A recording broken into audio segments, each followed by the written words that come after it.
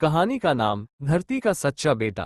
स्थान एक छोटा गांव, हरियाणा का एक हरा भरा इलाका। मुख्य पात्र रामू, एक मेहनती किसान। उम्र लगभग 45 साल। गुड्डी, रामू की बेटी, होशियार और पढ़ने में तेज। धरती माँ कहानी में प्रतीकात्मक रूप से जमीन से संवाद करती है। कहानी गांव में रामू किसान अपने छोटे से खेत पर मेहनत करता था। उसके पास ज्यादा जमीन नहीं थी, लेकिन मेहनत और लगन की कोई कमी नहीं थी। हर सुबह वो सूरज उगने से पहले उठता, अपने बैलों को तैयार करता और खेत में जुट जाता। लेकिन पिछले 3 साल से बारिश ने उसका साथ छोड़ दिया था। सूखा पड़ा था, जमीन फट चुकी थी और उम्मीदें सूख रही थीं। फिर भी रामू हार मानने वालों में से नहीं था। वो हर शाम अपनी बेटी गुड्डी को पढ़ाता, कहता, बेटी, हम जमीन से पैदा हुए हैं, लेकिन अगर तू पढ़ लिख जाए तो जमीन को भी नया जीवन दे सकेगी। एक दिन रामू खेत में बैठा हुआ जमीन को निहार रहा था। थक कर वो वहीं लेट गया। उसे नींद आ गई।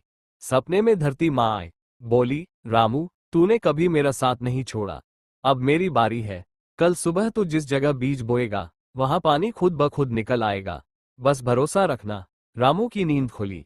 उसने सपना सच मानकर अगले दिन सुबह उठते ही वही किया। और चमत्कार हुआ। उसने जहां बीज डाले, वहीं से मीठे पानी का सोता फूट पड़ा। गांव के लोग दंग रह गए। रामू ने पानी बांटा, खेत फिर से हरे हुए। गुड्डी की पढ़ाई भी चलती रही। सालों बाद वो कृषि वैज्ञानिक बनी और गांव में एक नई सिंचाई तकनीक लेकर आई। रामू गर्व से बोला, अब मेरी बेटी धरती माँ की असली सेवा कर रही है।